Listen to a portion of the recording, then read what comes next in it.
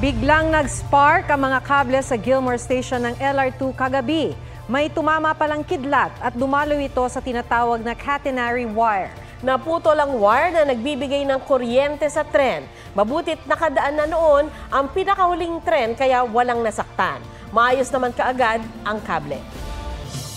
Nagpakawala na ng tubig ang Ambuclao Dam habang nagpapaulan sa ilang bahagi ng Northern at Central Luzon ang bagyong Hener.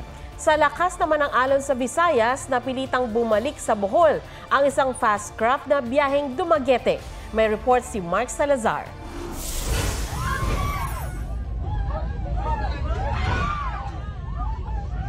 Napasigaw sa takot ang ilang pasahero ng fast craft na yan dahil sa hampas ng malalaking alon. Papuntasan ng Dumaguete, Negros Oriental ang fast craft. Pero napilitang bumalik sa Bohol, ligtas ang lahat ng pasahero.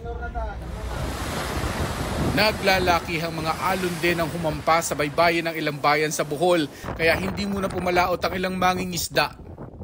Ipinagbawal ang biyahe ng mga pump boat at malilit na barko mula sa Angasil Port sa Lapu-Lapu City dahil sa gale warning kahapon. Ayon sa Philippine Coast Guard, mahigit 1,000 pasahero ang stranded sa mga pantalan sa Eastern Visayas, Southern Tagalog, Bicol at Western Visayas regions. Mahigit 150,000 ang inilikas sa Western Visayas dahil sa epekto ng habagat na pinalakas ng bagyong Hener, ayon sa datos ng Regional Disaster Risk Reduction and Management Council 6. Sa Albay, binaha ang mga kalsada at pinadapa ang mga palayan. Lumubog din ang ilang bahagi ng Taytay, Palawan, kaya nasira ang mga tanim na palay. Bumaha rin sa ilang bahagi ng Metro Manila, kaya may ilang pasaherong tinulungan gamit ang rescue boat. Inulan naman ng mga taga-Kasiguran, Aurora, habang naghahanda sa bagyong Hener.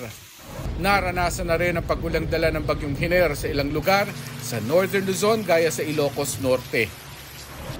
Kasabay ng paghahanda ng mga LGU at residente sa hagupit ng bagyo, nagpakawala ng tubig ang Ambuclao Dam. Itinaas ng Pangasinan PDRRMO ang red alert status para maghanda sa bagyo. Mark Salazar, nagbabalita para sa GMA Integrated News. Gutom at nagkasakit na ang mga tauhan ng BRP Teresa Magbanwa dahil sa kawalan ng pagkain at malinis na tubig habang nagbabantay sa Escoda Shoal.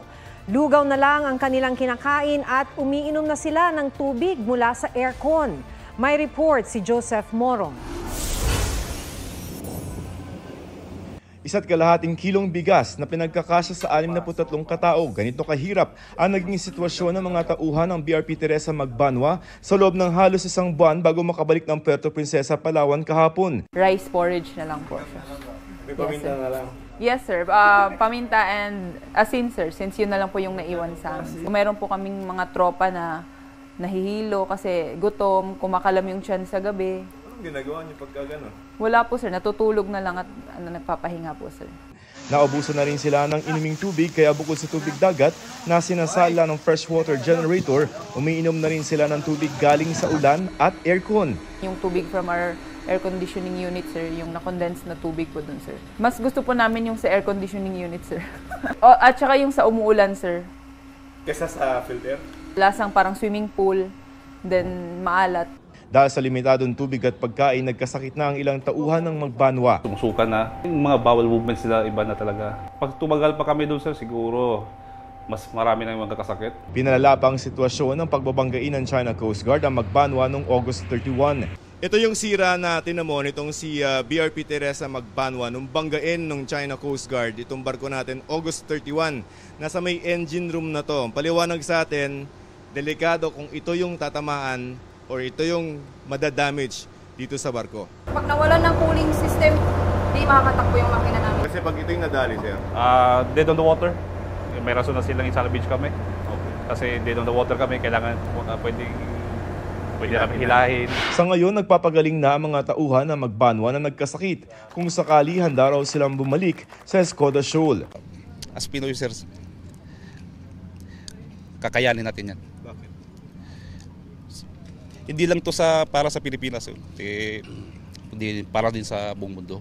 Kasi in-implement natin doon sa international law. Tinawag ng China Coast Guard na pag-atras ang pag-alis ng Magbanwa sa Escoda Shoal. Pero giit ng Philippine Coast Guard, kinailangang umalis ng barko dahil sa masamang panahon at para ipagamot ang mga nagkasakit na crew at ayusin ang sira sa barko. We are just repositioning our own vessels. We have constant monitoring. Iba't ibang sensors ang ginagamit natin doon, iba't ibang paraan. Merong mga barko, merong mga eroplano, at may iba pa na hindi ko pwedeng banggitin. Okay. Rest assured, yung ating mga features na sa atin ay manatiling sa atin.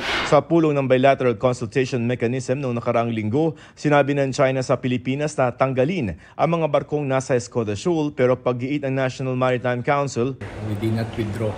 And hindi rin ito yung naging nakasunduan during the last BCM. Matigas tayo during the meeting sa Beijing. But our DFA stated that our presence will be maintained in the show. Joseph Morong nagbabalita para sa GMA Integrated News. May pasarig si House Speaker Martin Romualdez sa mga kritiko ng Kamara. We cannot ignore the reality that there are those who seek to undermine our work. Critics who speak of accountability while conveniently ignoring their own misuse of public funds. To these individuals I say, let us be clear. This chamber will not tolerate hypocrisy, nor will it stand idle in the face of such blatant disregard of public trust. Sinabi yan ni Romualdez sa pagsisimula ng deliberasyon sa plenaryo ng panukalang budget para sa susunod na taon. Giit ni Romualdez, sagrado ang bawat sentimo ng taong bayan at tungkulin ng Kongreso na tiyaking nagagamit ito ng tama. Walang tinukoy na pangalan si Romualdez, pero matatandang naging mainit ang sagutan ng mga kongresista at ni Vice President Sara Duterte nang ukatin ang paggamit ng confidential funds ng OVP noong 2022. Hindi na sumipot si Duterte sa sumunod na pagdinig. Pero naglabas siya ng video at sinabing sina Romualdez at Congressman Zaldico ang may hawak ng budget ng Pilipinas. Bagay na tinawag ni Ko na isang pambubudol. Sinusubukan pa naming makuha ang pahayag ni Duterte. Gumuho ang isang gusali sa India. Kita ang unti-unting pagkakabuwal ng pundasyon ng gusali, saka ito tuluyang bumagsak. Lumambot ang lupa dahil sa walang tigil na pag-ulan. Naka-red alert na ang ilang distrito dahil sa masamang panahon, ayon sa India Meteorological Department.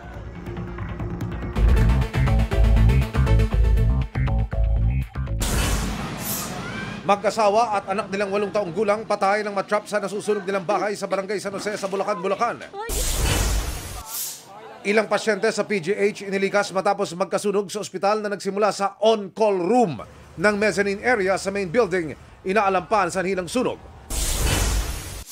Dating presidential spokesperson Harry Roque binigyan ng hanggang Huwebes ng Quad Committee ng Kamara para sumipot sa pagdinig kung hindi ay ituturing na raw siyang pugante at patutugis sa bisa ng warrant. Kaakibat ng contempt na order na yan, according to our rules, ay pwede namin siyang i-detain ng ilang araw at kung saan namin siya pwede i-detain. Hindi ako pugante dahil ako po ay lumabag sa batas. Pugante ako sa Kongreso lamang. Wala po akong pakialam. Dahil ang tingin ko naman, kung ako'y na-cite in contempt of Congress, ang Kongreso naman po cited in contempt of the people of the Philippines.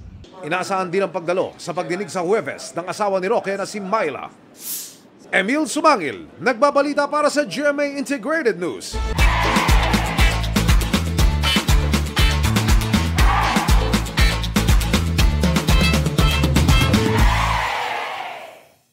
Huwag magpahuli sa mga balitang dapat ninyong malaman. Mag-subscribe sa GMA Integrated News sa YouTube.